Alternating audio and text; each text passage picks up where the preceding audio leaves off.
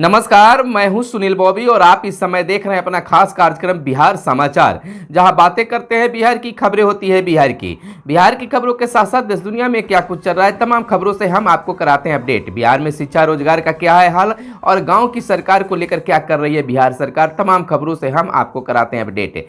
बिहार में नियोजित शिक्षकों को लेकर बड़ी खबर निकलकर सामने आ रही है। बिहार के नियोजित शिक्षकों का जो आज था उस पर पानी फिर गया, यानी कि 22 नवंबर को कैबिनेट में मुहर लगने की संभावना थी विशेष राज्य की दर्जा को लेकर। यानी कि 22 नवंबर को जो कैबिनेट का जो बैठक हुई उसमें बिहार के नियोजित शिक्षकों को यह आशा था कि हमारा मुहर राज्यकर्मी की दर्जा को लेकर लग जाएगा, लेकिन ऐसा हुआ नहीं। तो बिहार के नियोजित शिक्षक अब वहां की स्थिति में हो गए कि शायद सरकार की मंशा बदल तो नहीं रही है, लेकिन ऐसी बात नहीं है। जहां तक की खबर प्राप्त हो रही है तो बिहार शिक्षा विभाग के द्वारा प्रस्ताव तैयार करके वित्त विभाग से सहमति के बाद तमाम जो अड़चने हैं उसको पूरा करते हुए कैबिनेट में भेज दिया गया। हम आपको बता दें कि कैबिनेट की बैठक जो है दशहरा, दीपावली और छठ के बाद कई सप्ताह के बाद हुआ है, जिसमें कई प्रस्ताव वहां पर पहले से ही मौजूद थे और राजनीतिक मुद्दा के कारण इस पर मुहर नहीं लग पाया, यानी कि राज्यकर्मी के मुद्दा पर मुहर नहीं लग पाया। जैसा कि विशेष राज्य के दर्जा को लेकर इस पर मुहर लगाई गई है, तो बिहार के मुख्यमंत्री ये नहीं चाहेंगे कि एक साथ कई अखबारों की सुर्खियां बने, तो इसको लेकर भी माना जा सकता है कि विशेष राज्य के दर्जा को लेकर और कई ऐसे प्रस्ताव थे जिस पर मुहर लगी है, तो इसके कारण भी नहीं लगाई गई, क्योंकि 4 लाख शिक्षकों के भविष्य का फैसला होना था।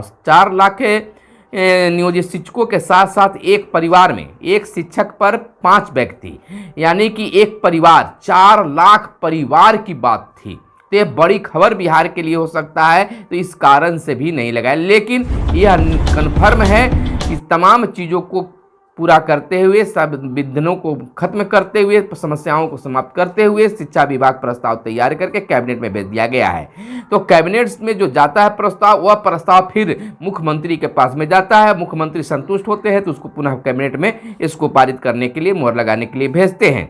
तो वहाँ मुख्यमंत्री तक पहुंचा है फाइल और उसके बाद कैबिनेट में चुना जाएगा कि किस प्रस्ताव पर पहले मुहर लगाई जाए। जैसा कि आप जानते हैं कि 38 प्रस्तावों पर मुहर बीते दिन लगे हैं, तो आपको अकबकाने घबराने की जरूरत नहीं है, सब्र का फल मीठा होता है। इधर बिहार के आंगनबाड़ी सेविका और सहायिका की अगर बात कर ले तो आंगनबाड़ी सेविका और सहायिका को भी यह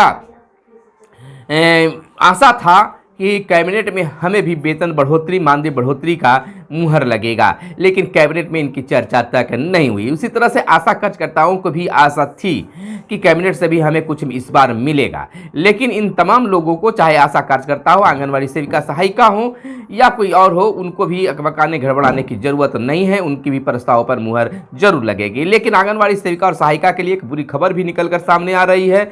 ये आंगनबाड़ी सेविका और सहायिका को पटना में आंदोलन करना, शीतकालीन सत्र के दौरान विधानसभा का घेराव करना महंगा पड़ गया है। जैसा कि आप जानते हैं कि सरकार का रुख कड़ा हो गया है, यानी कि सरकार सख्ती में है और आंगनबाड़ी सेविका और सहायिका को निर्देश दिया गया था कि कामों पर लौट जाएं, लेकिन वह आंदोलन कर रहे थे। शीतकालीन सत्र के दौरान वे विधानसभा का घेराव करने पटना पहुंच गई थी। तो करीब 15,000 आंगनबाड़ी सेविका और सहायिकाओं को सेवा मुक्त कर दिया गया है, सरकार की ओर से, विभाग की ओर से कर दिया गया है। कल्याण विभाग ने इसकी बात भी स्वीकारी है और कई को यह निर्देश दिया गया है कि आप वापस लौट जाएं। हजारों की संख्या में कई आंगनबाड़ी सेविका और सहायिका अपने कामों पर लौट गए हैं, लेकिन एक संगठन का कहना है कि हमारा आंदोलन जारी रहेगा, सरकार कुछ भी कर ले, वार्ता करे। लेकिन विभाग का कहना है, मंत्री जी का, समाज कल्याण के मंत्री जी का कहना है कि पहले काम पर लौटिए, उसके बाद वार्ता होगा। आपको बताते चले कि इससे पहले भी वार्ता हुई थी, लेकिन कोई सफल वार्ता नहीं हुई। लेकिन अब मंत्री जी कह रहे हैं समाज कल्याण विभाग के कि जब तक काम पर आप नहीं लौटते हैं तब तक कोई वार्ता नहीं होगी। तो निश्चित तौर पर अब आंगनबाड़ी सेविका और सहायिका पर सख्ती बरतने के बाद वो काम पर भी लौटने लगे हैं और उसके बाद सरकार इनके कार्यों पर, इनके वेतन बढ़ोतरी पर फैसला ले सकते हैं और आशा कार्यकर्ताओं को भी इसमें लाभ मिल सकता है। इधर बात कर ले बिहार आरक्षण को लेकर तो प्रस्ताव है, बिहार आरक्षण को 9वीं सूची में शामिल करे केंद्र सरकार, यह मांग है। बिहार कैबिनेट ने राज्य सरकार को आरक्षण संशोधनों को सिफारिश के लिए अधिकृत किया है। आपको बताते चलें कि बिहार में लागू हुई नई आरक्षण व्यवस्था को संविधान अनुच्छेद 31 ख की 9वीं अनुसूची में शामिल करने के लिए केंद्र सरकार का प्रस्ताव भेजने पर राज्य कैबिनेट ने अपनी मुहर लगा दी है। राज्य सरकार इस संबंध में केंद्र सरकार को प्रस्ताव भेजेगी। इसके साथ ही बिहार को विशेष राज्य का दर्जा देने का प्रस्ताव भी केंद्र सरकार को भेजा जाएगा।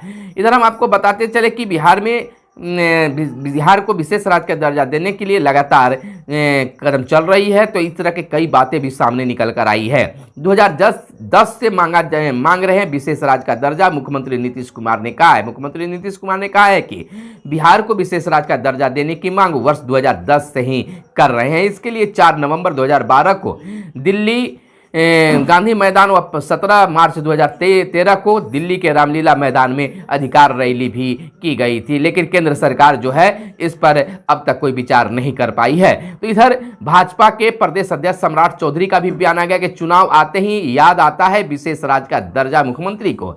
यानी कि विशेष प्रदेश भाजपा अध्यक्ष सम्राट चौधरी ने कहा है कि मुख्यमंत्री नीतीश कुमार को चुनाव आते ही विशेष राज्य का दर्जा याद आ जाता है।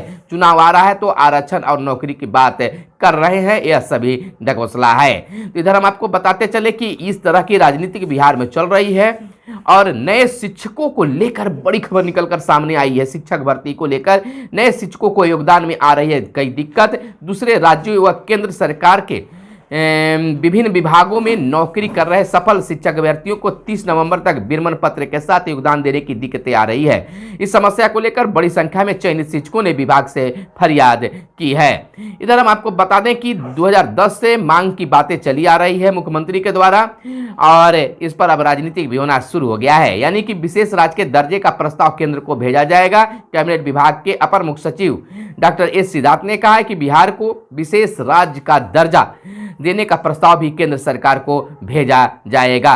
यानी कि 5 साल का समय लगेगा और लक्ष्य पूरा करने में सारे काम होंगे। इधर बिहार के कर्मचारियों के लिए, पेंशनधारियों के लिए, राज्यकर्मियों के लिए एक बड़ी खबर निकल कर आ रही है कि बीते दिन चाहे वह राज्यकर्मी हो या पेंशनधारी हो, उनके लिए भी केंद्र के अनुरूप 4% महंगाई भत्ता को भी बिहार सरकार ने स्वीकृति दे दी है, यानी कि मुहर लगा दी है।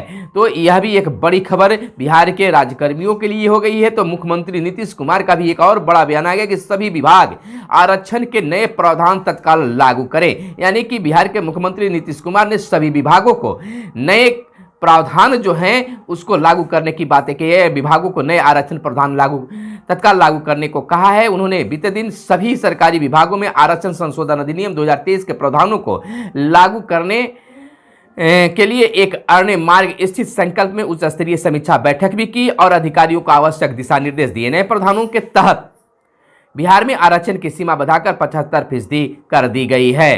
तो इधर बिहार के मुख्यमंत्री लगातार कई तरह की घोषणाएं भी कर रहे हैं और इधर बात पटना की कर ले, पटना शहर की कर ले, राजधानी की कर ले तो मंजूरी मिल गई है। पटना में बनेगा वाटर टेक्नोलॉजी भवन और पार्क, तैयारी पूरी कर ली गई है। बिहार में वाटर टेक्नोलॉजी भवन और वाटर टेक्नोलॉजी पार्क का निर्माण होगा। जल संसाधन विभाग ने इस योजना को हरी झंडी भी दे दी है। यही नहीं, इसकी सारी तैयारी भी पूरी कर ली गई है। जल संसाधन विभाग के पटना दफ्तर परिषद में वाटर टेक्नोलॉजी भवन निर्माण होगा, जबकि वाल्मीकि परिषद में वाटर टेक्नोलॉजी का भी निर्माण किया जाएगा।